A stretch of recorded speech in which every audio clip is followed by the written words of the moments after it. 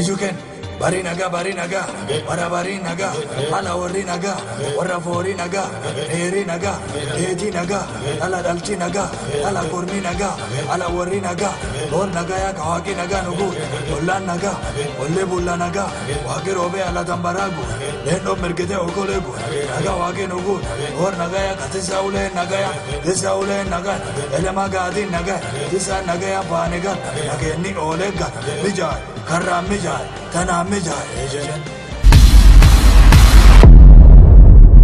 Yoya harka fuune daawwattootaaf dhaggeeffattoota Qaanqee Show sagantaan Qaanqee Show torbanitti guyyaa tokko kan isiniif dabartu kan torban kana qabadhee gama keessan nu feeda akkuma beekamu gidduu kana sooshaal miidiyaalee Oromoo hedduurratti waan haasa'amaa jiru waa'ee jijjiirama qubee afaan Oromoo mootummaan wayyaanee godhatatti har'a keessummaa addaan isiniif qaba keessummaan koo barsiistuu Adde Caaltuu Guutamaati.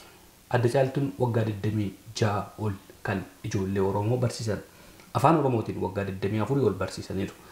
Isaan wajjin turtii gaarii isiniin jedha. Gama sanatti utuu hin darbin dura.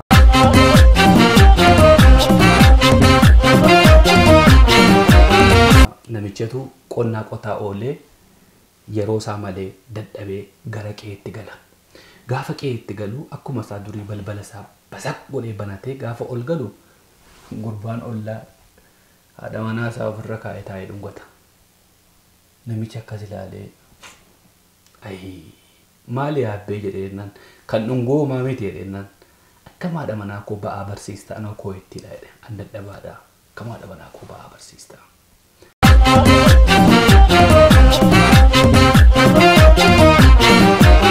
Har'a mootummaan wayyaanee intalliin bareeddi jennaan ija babaaste akkuma jedhamu afaan Oromoo qubee dhiiga meeqaan dhufe qubee gootonni meeqa dhiiga isaaniitti dhangalaasanii asiin ga'an bocoluudhaaf waliin laaquudhaaf tattaaffate garuu qubee afaan Oromootti qoosuun dhiiga ilmaan Oromootti qoosuudha. Qubee afaan Oromootti allaaggaxuun dhiiga ilmaan Oromootti allaaggaxuudha. Oromoon isin dura dhaabbata. Turtii gaarii barsiistuu Caaltuu Guutamaa waliin jira. Abba jennee kana kanumaan jalqabna afaanuma keenyaan katabnee dubbifna afaanuma keenyaan katabnee dubbifna abba jennee kana kanumaan jalqabna afaanuma keenyaan.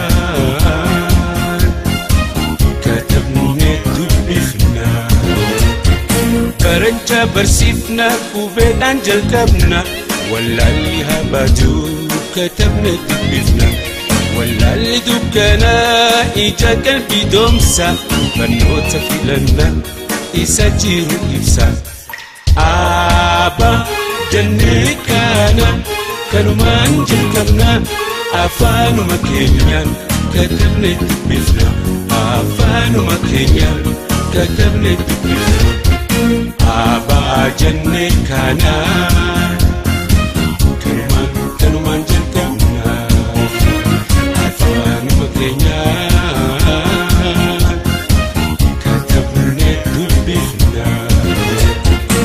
Daawwattootaaf dhaggeeffattoota Qaanqee Show waa'ee dhimma qubee afaan Oromoo irratti ilaalchisee har'a keessummaa addaan isiniif qaba. Keessummaan koo nama afaan qubee barsiisuu kan barsiistuu biyya keessatti hirmaachaa turan barsiistuu Caaltuu Guutamaa qabadheen jira. Haga xumura sagantaa keenyaatti nu waliin turan afeerraa keenya yeroo hundumaati. Barsiistuu Caaltuu afeerraa Qaanqee Show isinii godhe simattanii bakka kanatti argamuutti guddoon isin galateeffadhaa baga nagaan dhuftan. Tolee baga nagaan nu eeddan isinis. Atis baay'ee naaf yeroo keetiif guddaa galata argadhu. Ayyee mee daawwattoota Qaanqee Show wajjin wal baruuf akka ta'u barsiistuu Caaltuu Guutamaa eenyuuraa kan jedhu mee dhaloota keessaniif guddina keessaniif gaheen hojii keessanii maal akka ture gabaabsitanii yoo daawwattoota Qaanqee Show wajjin wal bartan. Tolee ani egaa dhalooti koo akkuma ijoollee qotee bulaa ijoollee baadiyyaatti dhalattee guddatte tokkooti. Dhaloonni koo naannoo Dambidolloo ganda Shogoo jedhamutti dhaladhe. Achumatti mana barumsaa Katoolikii tokko hanga 6 baradhee gara Dambidollootti immoo dhufee kutaa 6 hanga 7 hanga 12tti baradhee jechuudha. Sabooddee titiyaa'ee dhaqee bara 77 akka Habashaatti akka Faranjiitti meeqa akka ta'e hin beeku bara beelaa walloo tokko sana titiyaa'een ture jechuudha. Bara darbii keessa.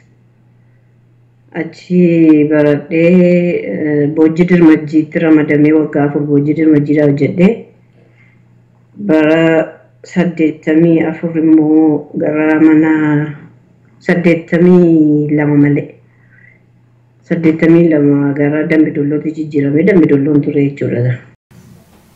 Dambidolootti barsiisaa turtanii? Dambidolootti eeyyee barsiisaan ture jijjiiraadhaan dhaqee achitti barsiisaan ture.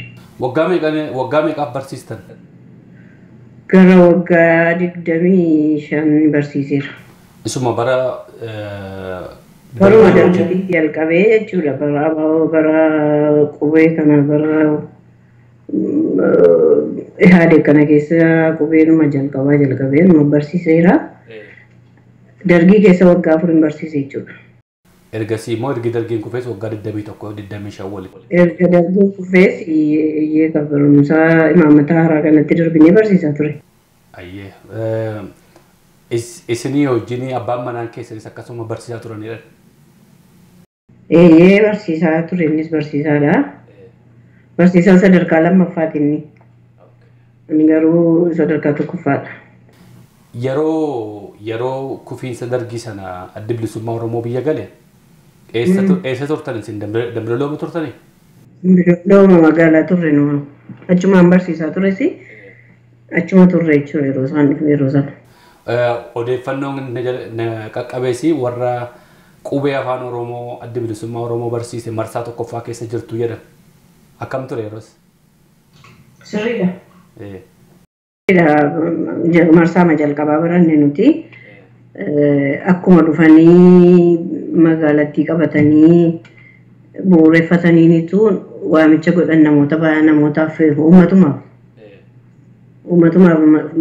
afeerraa godhanii waamicha isaanii sana dhageenyeedhaan akkuma dhufaniin jechuudha. Mana barumsaa Qallamittis manneetii barnootaa magaalaa sana keessa jiran hundumaatti qoqqoodatanii barsiisaa turan namni baay'eedha. Umuriidhaan hin daangessanii barsiisota, barattoota, dargaggootuma hojii kan biraa hojjetanis daldaltootas abbuma barbaadetu dhaqee qubee kana barate walumaa wajjin baranne jechuudha. Isa booda afaan Oromootiin barsiisuu kan jalqabdan? Egaa waggaadhuma sana isaan waggaa itti aanu sana akkuma qubeen afaan Oromoodhaa baheen nu dafee kitaabii afaan Oromoo nu bira ga'e waggaama sana booddee jechuudha. Utuu adda bilisummaa Oromoo chaartarii keessaa hin bahin kitaabi isaa nu ga'e jechuudha dura jalqabne. Erguma isa jalqabne illee gaafa chaartarii keessaa adda bilisummaa Oromoodhaa bahu amma tokko cunqurfamaa tureera jechuudha akkam barsiifne fa'aa jechamaa ture. Uummati garuu du'a keenya ta'a malee afaan Oromoo barachuun niistu ijoolleen keenya sababa jedhanii fincila guddaatu ture naannoo sanatti waa'ee qubee kanarratti jechuudha. Mootummaan wayyaanee yeroo duraanii sana akka afaan Oromoon barsiifamne dhowwaa ture ni? Dhowwuu yaadeera garuu danda'ee dhowwuu dadhabe malee hin milkoofne malee yaaliiwwan baay'ee godhameera maaliifi dabballooti OPDOdhaa namni qubee barate hin jiru. Isaaniiyyuu tokko warri keessa jiranii nu bira dhufaniitu nu barsiisaa nu hin jedhu. Warri keessi isaanii fedhii qabu dhufanii nu barsiisaa jiru. Malee isaan hundiyyuu baay'ee hin fudhanne jechuudha yeroo jalqabaa sana.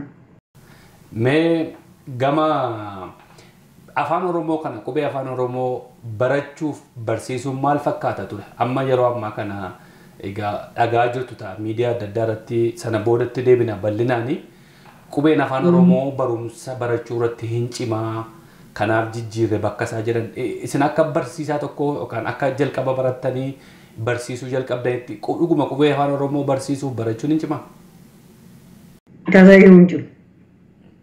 Tasayyuu hin cimu maaliifi ijoolleen duraanillee jalqaba yoo ta'e ijoolleen qubee Ingiliffaa sababa barattuu fi Ingiliffinii fi qubeen afaan Oromoo immoo jalqabumaa jalqabee wal fakkaata iddoo jechoota sagalee tokko tokko qubeewwan dubbifamutu tokko tokkotu adda adda malee. Kanaafiyyuu isarratti karaa qubeen ijoolleedhaaf rakkisaadha wanti jedhamu hin jiru. Rakkinni achi keessa jiru waan gara biraadha malee karaa qubeetiin rakkina tokkoon arginu. Yeroo barsiisnus taanaan. Isin caalaa namni kana beeku hin jiru jechuun koo isintu barsiisaa ture jalqabarraa kaasee haga waggaa 3-4 dudduubatti yoo deebine ilaalle warra afaan Oromoo baratee barsiise keessaa nama tokko. Kanaaf haala yeroo ammaa deemaa jiru qubeen afaan Oromoo Abaa Caansuun barachuun baay'ee ulfaata ijoolleetti waan ta'eefitu jijjiirame isa jedhamu irratti isin gaafachaa jira. Akkuma jettutti na nyaaddu malee bishaan olii yaa'u jettee harreen jedhan. Akkuma yaaddetti isaan jedhan malee qubeen afaan Oromoo rakkina tokko hin qabu ijoollee barsiisuudhaaf. Nuufis rakkoo hin qabu barsiisotaafis rakkoo hin qabu. Warra ijoollee daa'iman barataniifis rakkoo hin qabu. Qubee kan baratu silaas ijoollee sadarkaa tokkoffaa kutaa tokko hanga 4 warra jiranidha waan ta'eef isaan biratti immoo rakkinni hin jiru. Mee akka barsiistuu tokkootti daree keessatti maaltu jira rakkoon adda addaa maaltu jira mee akkamittiin ijoollee barsiistu? Rakkoo baay'eetu jira gaa rakkicha lakkaa'anii fixuun hin danda'amu. Rakkoon inni jalqabaa rakkoo baay'ina barattootaati. Rakkoo haala hawaasummaa yeroo isin jedhu barattoota fakkeenyaaf kan wanti si dhibu ijoollee naannoo kutaa biyyaa gara kutaalee naannoowwan Oromiyaa warra iddoo biraa jiranidha. Naannoo Oromiyaa keessa kutaan jira zoonii isa jedhan. Zooniileen adda addaa ijuma keessatti iyyuu adda addaa akkaataanii kenniinsa tajaajila barnootaa. Maaliif jennaani daa'imman umuriidhaan furatu umurii waggaa 7 hanga waggaa 7tti ijoollee mana barumsaa galti waggaa 7 gaditti hin galtu. Waggaa 7 gaditti yoo kan isheen galtu oolmaa daa'immaniiti sila. Yookaan immoo barumsa barnoota al-idilee yookaan idileen alaa waan jedhantu jira. Isa keessatti hirmaachuutu irra ture. Garuu amma manuma daayirektiidhuma manaa fidaniitu galmeessu kutaa tokkotti galmeessu. Isa booddee hin jalqabdaa jechuudha. Rakkinni guddaan daree dhuunfaa waan jedhamutu jira daree dhageessee hin beeku daree dhuunfaa kana. Daree dhuunfaa jechuun yoo ibsuun sin barbaachise daree dhuunfaa daree tokko qabatta yoo tokkoffaa ta'e kutaa tokkoffaa caadaadhaan jira. Carraan kee kutaa tokkoffaa sigaa yoo ta'e kutaa tokkoffaa ijoollee waggaa 7 duwwaa fudhatta. Ijoollee waggaa 7 sana kan ati fudhattu afaan beetti afaaniin beektu wanti jedhamutu hin jiru. Naannoo magaalota gurguddoo naannaa Finfinnee warra jiran kan. Goda gara baadiyyaatti illee afaanuma Oromooti hundumtuu afaan Oromooti. Warri gosa sanyiin addaa warra achi keessa jiranis afaanuma Oromoo baratu kan isaan rakkina hin qabu. Garuu naannaa Finfinneetti rakkina guddaatu jira. Rakkinni guddaan jiru ijoolleen namoonni baay'een afaan Oromoo haasa'an warrumti Oromoo ta'aniyyuu afaan Oromoo haasa'an ijoolleen isaanii Amaariffa malee hin beekan. Isaan kanatu warra afaan Oromoo dubbatu wajjin fidanii galmeessu. Barsiisoti diduudhaaf qajeelfama barataan tokko dhufee deebi'uu hin qabu fudhatta. Walitti qabanii jara afaan beekaniif warra hin beekne kana wal bukkee qabanii utuu hin jaallatiniitu barsiisu. Kanamu wal qixxee ijoollee sana madaalanii ijoollee sana wal qixxeessuun hin danda'amu. Ijoollee barsiisuun hin danda'amu jechuudha. Maaliif ijoolleen Oromoodhaa manuma keessaa ijoollee daa'imman hangafoota isaanii irraa aabaa caadaa dhaggeeffataniitu baratanii dhufu. faaruudhaan iyyuu amma zaatti hin fitu isaan. Qubee afaan Oromoo aadaa jalqabanii amma zaatti ijoollee xixinnoo gaafatte faaruudhaan sitti.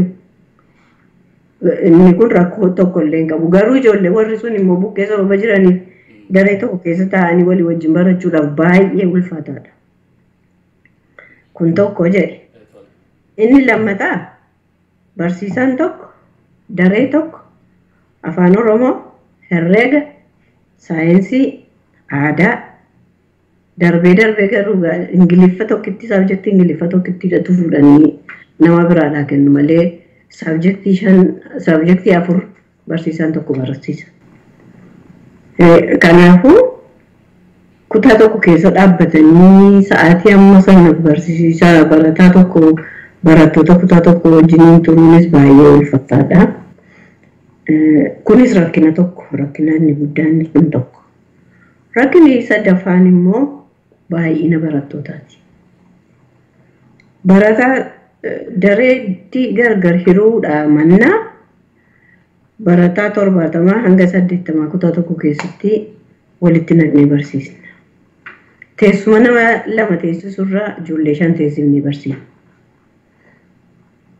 Yeroo aduu keessattuu yeroo aduu shiiftiidhaan barsiisna. Yeroo waaree booda kutaa sana keessa danda'een dhaabadhu mataan koo danda'ee walitti dhaabadhu wantiniidhaaf. Ho'a dafqa ijoollee chiirufuu hafuuraa maali wal makeetu nama ukkaamsa. Kana keessatti ijoollee xixinnoon kana keessa teessee baratte jechuudha. Hammamaa baratan. Kun dadhabina keessaa kan barataa yeroo waatu hin taane barsiisaa mataasaa dadhabsiisa. Rakkoo guddaa qabu barsiisoti achi keessaa barsiisan rakkina guddaa nama arguuf hin jiru yoo iyyatan namni nama jalaan dhaga'u wanti nuti godhan hin jiru baatanii dhuma deemuudha ba'aa jechuudha ba'aa namarraa hin boone beektanii akkasitti baatanii deemuudha. Tokkoon barsiisanii ijoollee biraa galatan qabanii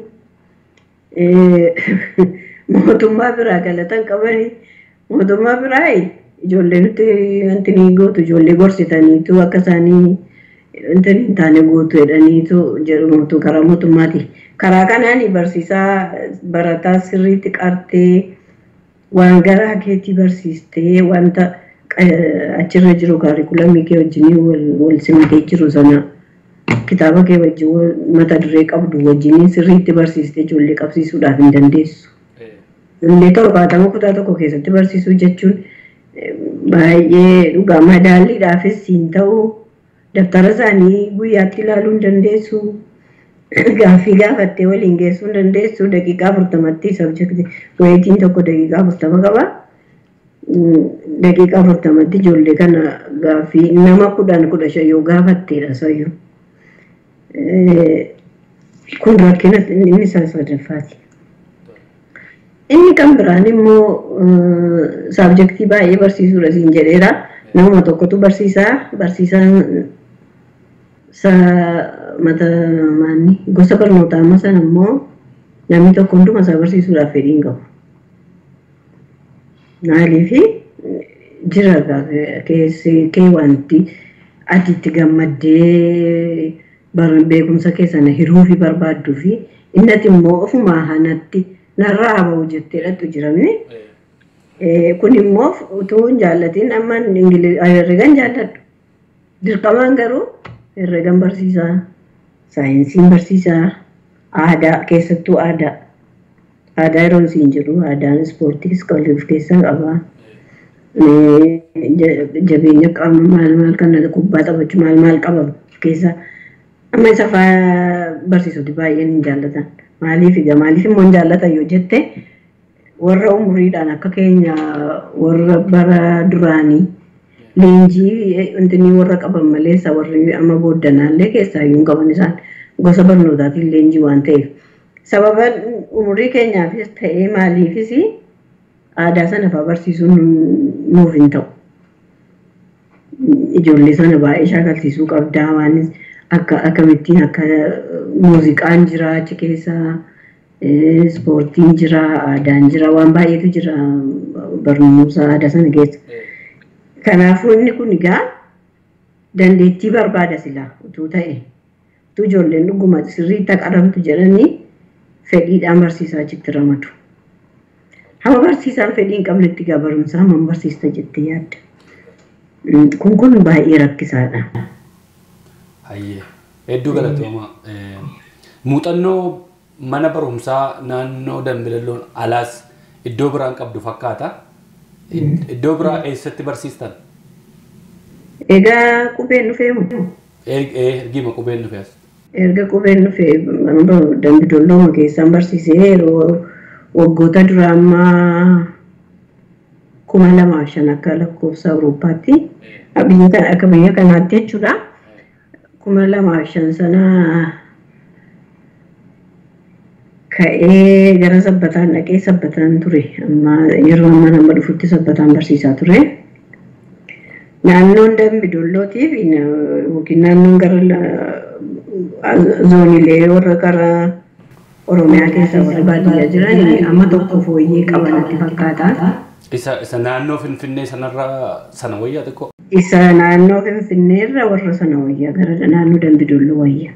Maaliin wayyinaa agarsiise san? Wanti inni wayyuu fi barattoota isaanii maatiin barattoota isaanii hordofu. Galuu isaaniis maalis akka isaan baratanii hordofu. Sitti gadhiisanii hin taa'anii jechuudha barsiisaatti duwwaa kennanii hin taa'an. Kana biraanis immoo seera qaba wanti hundumtuu jechuun fakkeenyaaf amma wanti sila kaasuu didnee yeroo galme beekta galmeen egaa kan inni jalqabu adoolessa hagayya 25-26 wala keessa sana jalqaba. Achirraa ka'ee amma yoo baay'ate fulbaanaa amma 10tti yoo turedha yoo baay'ate ichi ga'e kan beeksisi bahu silumayyuu kan inni maxxanfamu guyyaa akkasiitti ala galmeen hin dhaabata jedhanii maxxansu isa booddee gidduu sanatti namooti baay'een dhufanii galmeessu warri fedhiinaan galmeeffachuu qaban jechuudha. Yeroo achi as dhufte gara Finfinneetti immoo dhuftu gara sabbataatti jechuudha. Galmee yeroo tokko jalqabama hagayya 25. Ha jalqabamu malee garuu hanga amajjiitti iyyuu galmeessuu dandeessa. Hin fidus. Maaliif akkas ta'a jennee yoo barsiisonni warri daree barsiisnu yoo gaafanne diduun hin danda'amu. Akkuma Kanaadaadhuma biyya kanaati sa'aatii barbaadan fidanii galmeessaa jedhu. Ilaali rakkina guddaa jiru ijoollee ji'a 3 barattee fi ijoollee ji'a 3 booddee haaraa dhufteetti galtu. Eessaa jalqabdee barsiista ijoollee sana? Mata duree isa kam kennitee fi barsiista moo ati immoo qobaatti eessatti fuutee barsiisuu dandeessa? Tun jaallati walakkaadhuma sanaatti fufuu jechuudha ijoolleen sun. Yeroo kana ta'u maal godhuu? Rakkini barsiisaa baay'eedha. Ijoollee kana meekaappii qabattee ittiin qixxeessuu qabdaa siin jedhu. Warra jalqaba eegale sana wajjin. Warra jalqaba eegaleen qixxeessuutu sirra jiraata akka waan balleessaa kee ta'e. Yeroo sana barsiisoti baay'een nama gaddisiisa gaa maal goota. Mee achuma keessatti yeroo ijoollee kana barsiistanii qormaata irratti warra gahee hin qabne warra barumsa sana amma akkasittiin sirriitti hordofee ergii isin jalqabdanii baatii 3 booda dhufan kufuun hin jiru jedhu. Kan akkam jettisa? Kufuun hin jiru. Utuu dubbatte baay'ee dubbatta garuu maal goota miti malee kufuun hin jiru. Kan nuti daree dhuunfaa sana keessatti akkaataa nuti itti madaallii kenninu oraaliidhaan. Oraalii jechuun gaafiif deebiidhaan fuulaaf fuulatti wal bira teenyee barataa tokko fiddee wal bira keesseetu gaaffii baastee afaaniin gaafattee afaaniin sanisii deebise qabxii kennitaaf. Yoonni tokko deebise hin kennitaaf yoonni isa lammataa deebise hin kennitaaf yoonni dhabe garuu eksigoota akkasittiin qabxii qabda. Qabxiin qabamu immoo semestara tokkotti 200 keessaa qabdati gosa barnootaa tokko qabxii 200 keessaatu gamaggamuun sirra jiraata. dhibba lama guuttachuuf yeroo meeqa qoruu sirra jiraata obaa yaade gaaffii shan gaafatta gaasayyuu. Gaaffii shaniin gaafattee raattee daree keessa ijoollee 70 yookiin 80 guyyaa meeqatti fixxamee tilmaameeti. Sabjektii tokko qortee fixxee qabxii mana 10 keessaa qabuufiidhaa fi weetii 5-6 barbaada. Ijoollee baay'ee sana qoruudhaaf. Kun rakkina baay'eedhatu ijoollee yartuu taate gaafattee gaaffii 10 kenniteefiitu 10 keessaa qabdaa fi baay'ee argatu. Amma garuu 5 yoo qorreeyyuu waliin hin geenyu. Baay'eedhuma ani hin beeku dhugaa. Ulfaata abbamu dhugaa. Tole, daawwattootaaf dhaggeeffattoota Qaanqee Show keessummaan Qaanqee Show har'aa barsiistuu Caaltuu Guutamaati. Turtiin keessa naga xumuraatti nu walii wajjin ta'u. Mee barsiistuu Caaltuu kan biraan waan isin gaafadhu yeroo ammaa kana qulqullina mana barumsaa qulqullina barumsaatu gadi bu'ee wanta ta'eef gara qubee jijjiiruutti dirqamna jedhanii miidiyaa adda addaa irratti dubbatamaa jira. Dhuguma qubee afaan Oromoo bakka inni taa'u kana jijjiiruun qulqullina mana barumsaa yookaan barattootaa kana ol kaasu ta'a?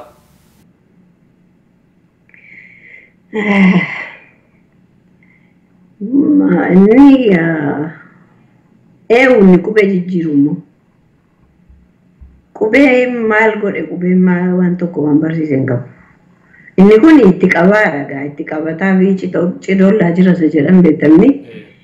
Itti qaba kufaatii barnoota Oromiyaa keessaa qubeedhaa jedhaniitu dawoo godhatan malee qubeen tokko rakkina hin qabu. Waggaan erga afaan Oromoo qubeen gaafa jijjiirame jalqabee ammaan keessaa bahutti amman biyya sanaa bahutti afaan Oromoon barsiisaa ture. Qubeen rakkina tokkoyyuu hin qabu. Kan rakkina qabu imaammata barnootaati. Imaammata barnootaa keessaa immoo dareen dhuunfaa ijoollee kan ajjeese biyyoo nyaachise barsiisaan tokko gosa barnootaa 4 yookiin 5 barsiisuu isaati. Kun biyyoo nyaachisee akka isaan lafaan kaanii kan godhe isaan. Deebisitii immoo ijoolleen inni uffiti ijoollee beektaa warri ijoollee horanii manaa qaban beeku waan tokko nyaata iyyuu waan tokko yoo si'a lamatti deebisanii nyaatanii nyaachisanii jaallattu ijoollee. Amma barsiisaa guyyaa guutuu boris nama tokko iftaanis nama tokko gaafachaanus nama tokko yeroo teessee ilaaltu guyyaa guutuu bira oolu inni uffiti ijoolleen qaama bifa haaraa barbaaddi amala haaraa barbaaddi. Barsiisaan tokko garuu mana barumsaa keessatti kutaa tokko keessatti hidhamee taa'uunsaa ijoollee sanaafis gaarii miti. Mooraalii amilee barsiisaa sanaatiifis gaarii miti. Kanadha wanti daree achi keessatti wanti rakkina guddaa uumee dadhabina ijoollee kan fide. Malee waa'ee qubee tartiiba qubee sana miti jettu. Haasa'u tartiiba qubee miti. Tartiiba qubee waan tokko biratti qubeen tartiibaan ammas taanaanii walakkaadhaa jalqabuun mataarraa gad jalqabuun garaagarummaa maalii qaba waan haaraa fiduu yoo barbaadan kalaqamataa ofii maqaa keenya maxxanfamu jedhanii yoo baasuu barbaadan bifa qubee yookiin immoo maaliin siin jedhaa waan haaraa ta'e tokko waan haaraa kan qubee laatiin irraa kan adda ta'e afaan Oromootiin kan dubbachuun isaa nama mijatu kophaatti qopheessanii kana finneerra sanatu caaladanii wal bira madaalchisanii bakka buusuutu irra jiraata malee qubee isa kan namaa sattiin uummati wal baree hidda dhiiga namaatii wal makee jiru har'a geeddaruun faayidaa hin qabu. Isa duufee jiru silumaa imaammata barnootaa isa Oromiyaa keessatti duufee kufuudhaaf jedhe sana dhiibanii lafaan gahuudha akka yaada kootiitti kan yaadu. Kana ol qabuudhaaf miti. Siluma iddoo badduu baasanii lafa silumaa kufeera waan ta'eef badduu baasuudhumaaf yoo ta'e malee gatii kan biraan qabu. Mee gaafa jijjiirama kana mootummaan Itoophiyaa kun jijjiirama kana gaafa godhe gadi bu'ee barsiisota wajjin mari'ate? Maal isa dheengaddumaan dhaga'e Asuma gaafa dubbatamu dhaga'e malee takkaayyuu hin jiru wanta akkasii. Wanta akkasii hin jiru. Duraanii garuu kitaaba baay'ee jijjiiru maaliif beektaa? Yeroo yerootti jijjiiru. Utuma kitaabii haaraa bahee jiru waggaa tokko waggaa lamatti jijjiiru. Jijjiirraan sun immoo maal sitti fakkaata?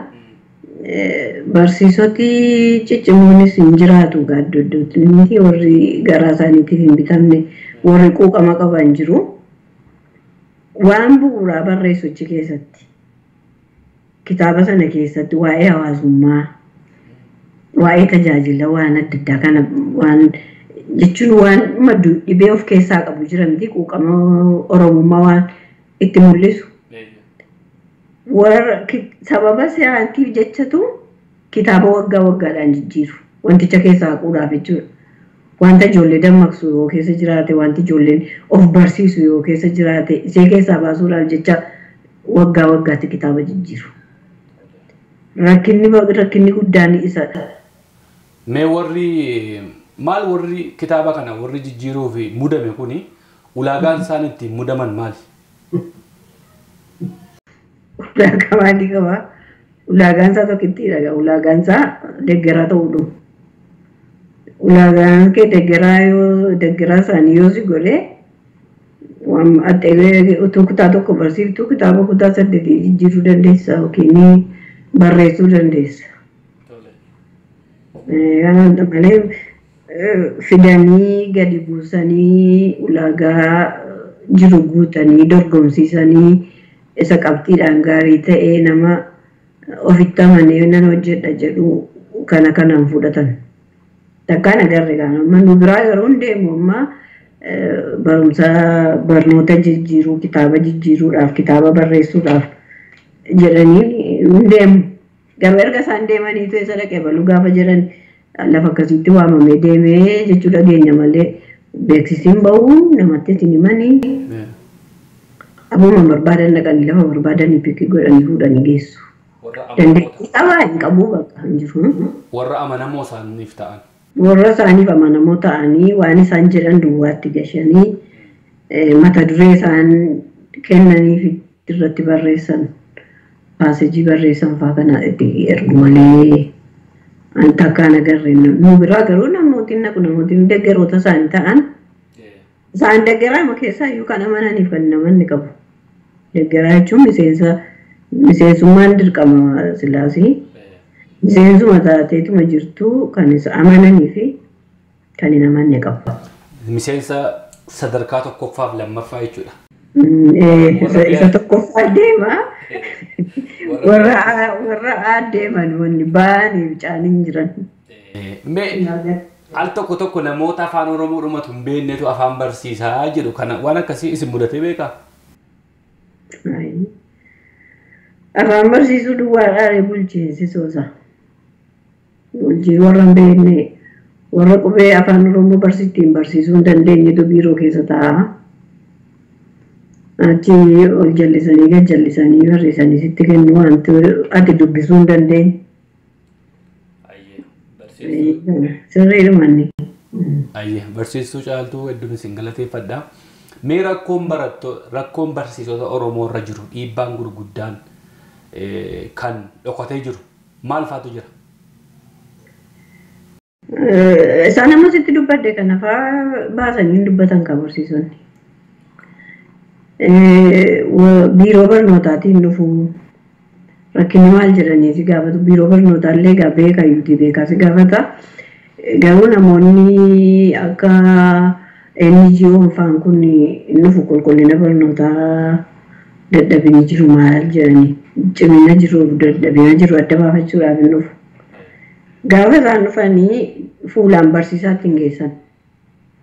Barsiisaan isaanitti geessanii isa amma sadarkaa tokkoffaa sana isa abbaa sadarkaa tokkoffaa sanatti geessu yoo geessanis isuma biratti geessan iyyuu rakkina daree isaa keessa jirutti himu namichi.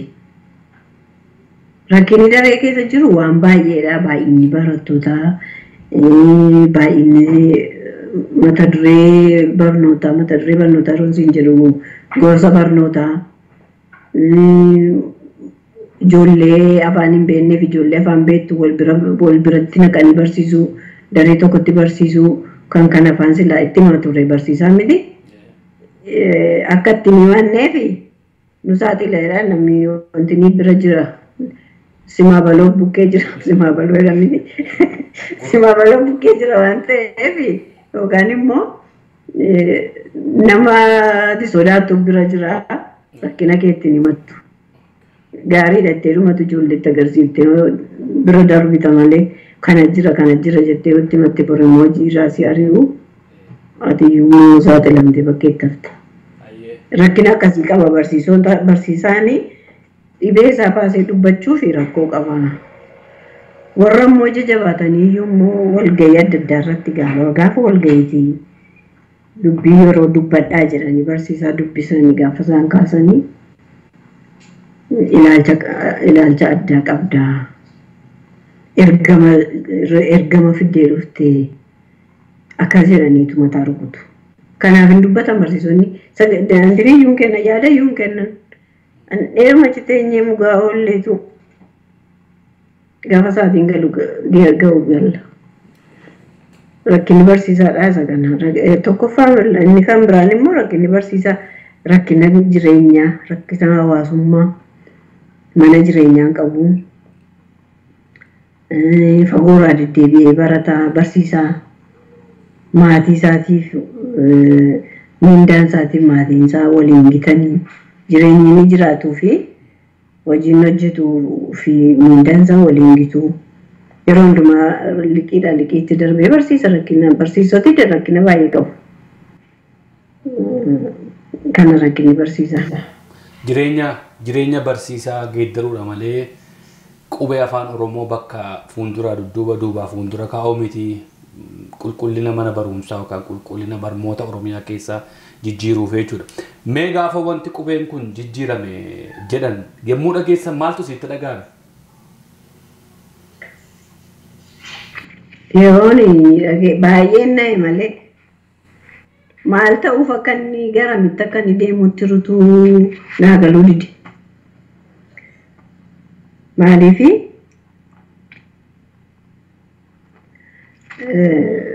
baay'ee ulfaataadha malee kun qubeen jijjiirame jechuun dhalooti habaduu yoo jedhan malee qubee sana jijjiiruun irra hin jiraatu. Maaliif barattooti ammaa yoo daa'imman reefuu dhalatanii ijoollee jabbiitis tutuu qubee afaan Oromoo amma isaatti lakkaa'an siin jedhe sila.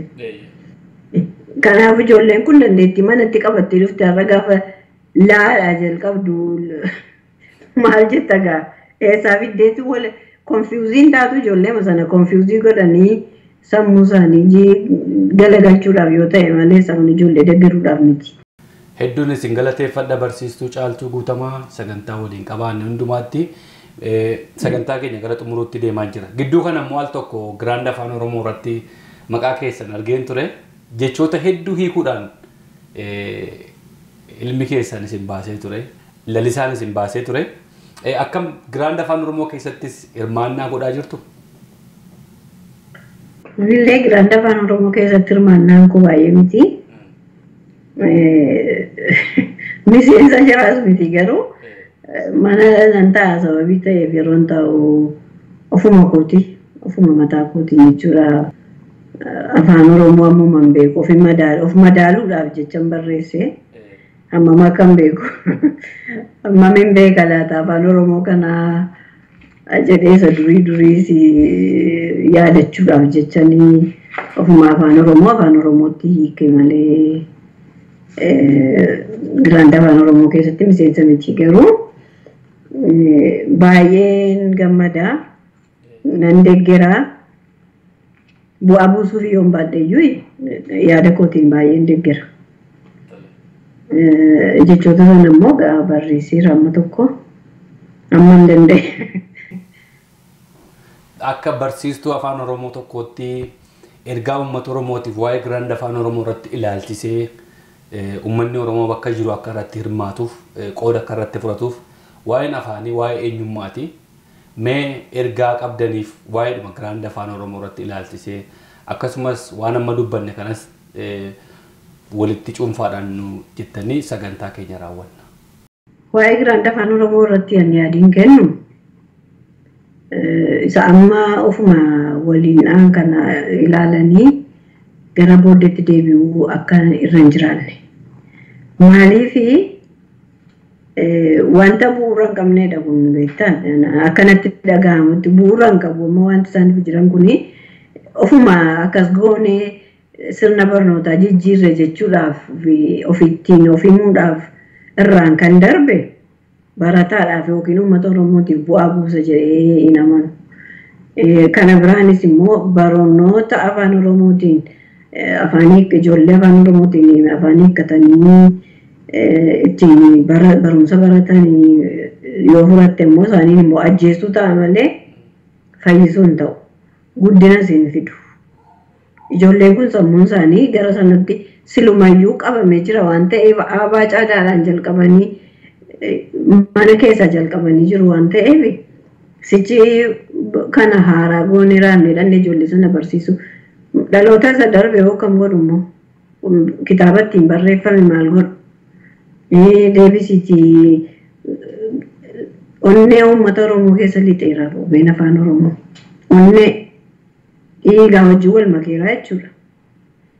Kanaafuu inni kun waan bu'aa hin qabnedha. Isa kana ilaaltanii akka mogoleen isin buunen jedhaan.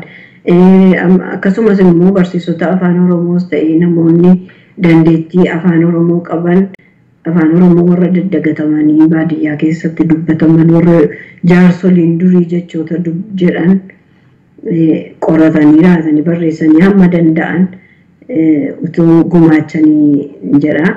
Ammas uummata Oromoo hundumaa waan beekaniin hamma danda'an hamma qaban darbachuun gaariidhaan jedha kan irratti jabaatan. Itti dabaleedhaan immoo dhumarratti kan isin jedhu wanta irraanfadhe tokko waa'ee barsiisotaa. Barsiisotaaf daree dhuunfaa yeroo ilaallu barsiisota yoo barbaadan ammuma kana dhufaniitu akkuma tasaa jechuudha.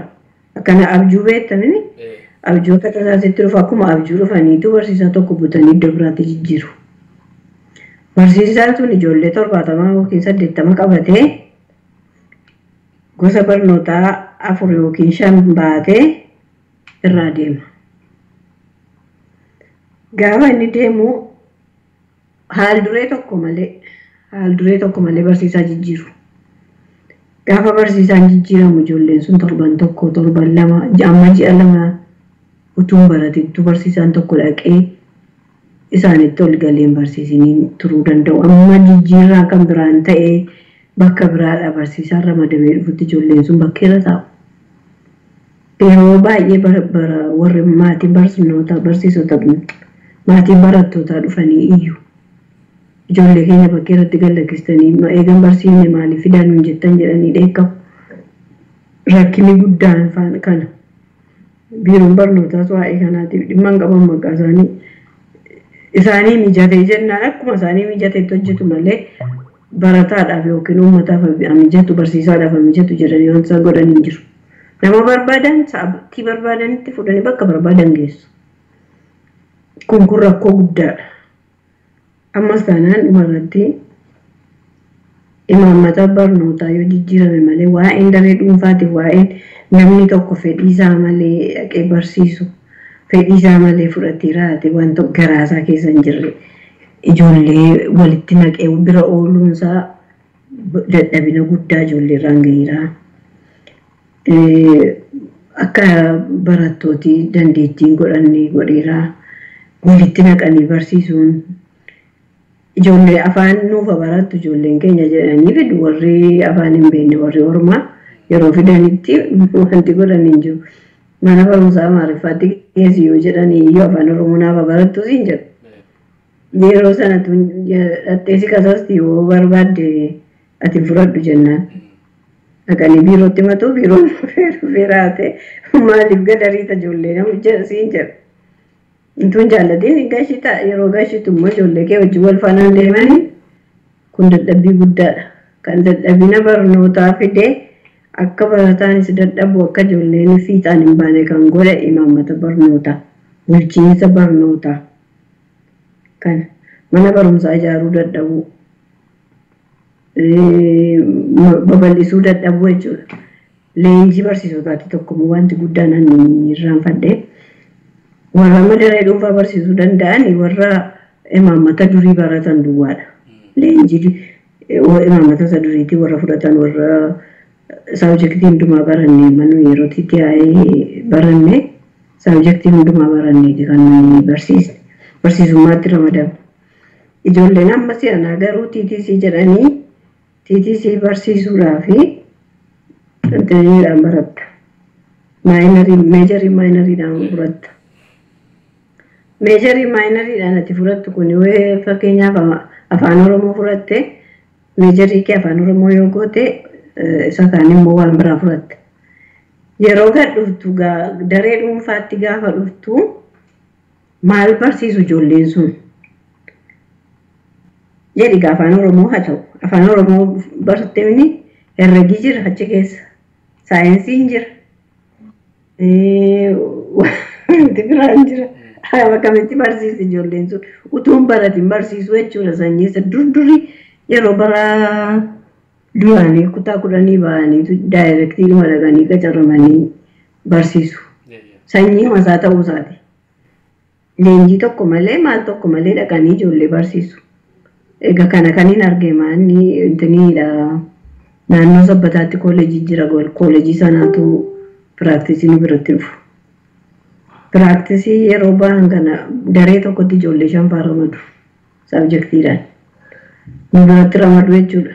Yeroo teenye isaan gamaggamnu baay'ee dhugaa hammam akkamitti garamitti akka inni adeemaa jiru akka inni jirgaa jiru taa'ee tilmaama.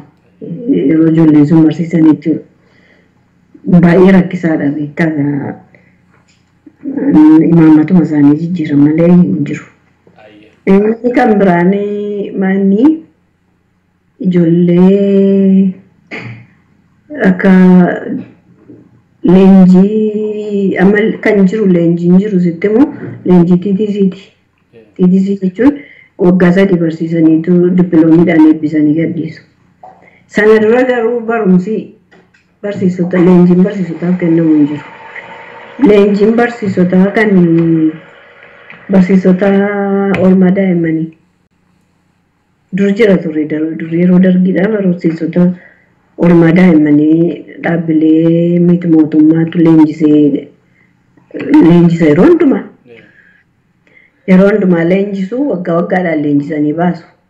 Gandooti mana barumsaa oolmaa daa'immanii bananiitu oolmaa daa'immanii sana dhaqanii ijoolleen leenjifaman kun barsiisu. Amma garuu erga dargiin kufeetii mana barnoota kanan cufan. Barnoota oolmaa daa'immanii cufanii jechuudha. Sababa barnoota oolmaa daa'immanii dhabamee fi maal jedhaniitu baasu seetee manuma barumsaatti ijoolleen idilee ala jechuun madabanyaatti mul'isa jedhan kutaa tokko jalqabu. Isa kutaa tokko sana ala ijoollee waggaa 5-6 kun akka isaan kophaatti barataniif jecha daree tokko qopheessan daree adda. Daree qopheessanii ijoollee fidaa jedhanii uummatatti immoo himanii uummata ijoollee fidaa barsiisaan hin jiru. Barsiisaan isaan barsiisu hin jiru jechuudha. Barsiisaan oolmaa daa'immanii leenjii fudhatee barsiisu hin jiru.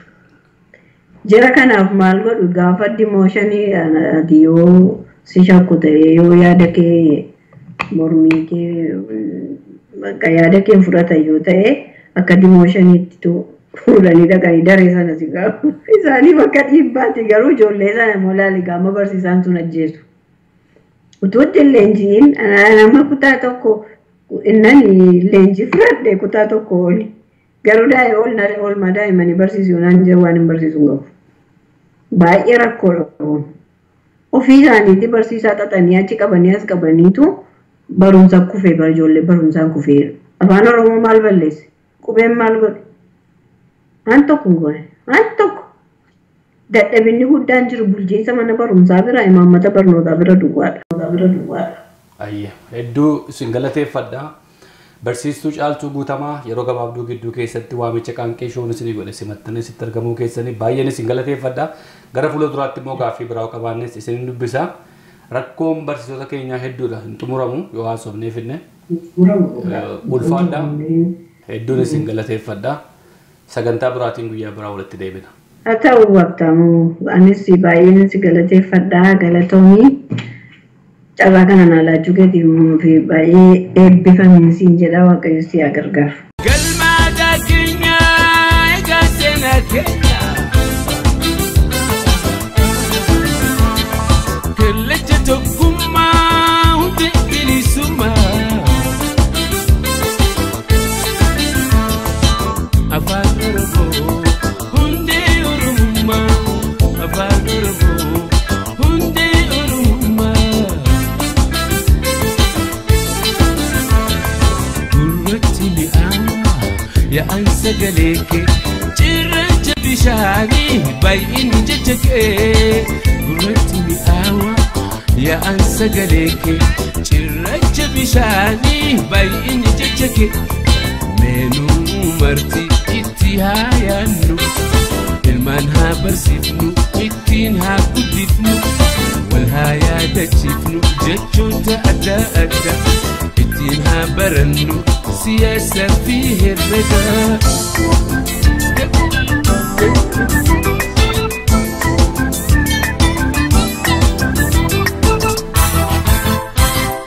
Galmaadhaan keenyaa egaa seenaa keenya. Kallacha tokkummaa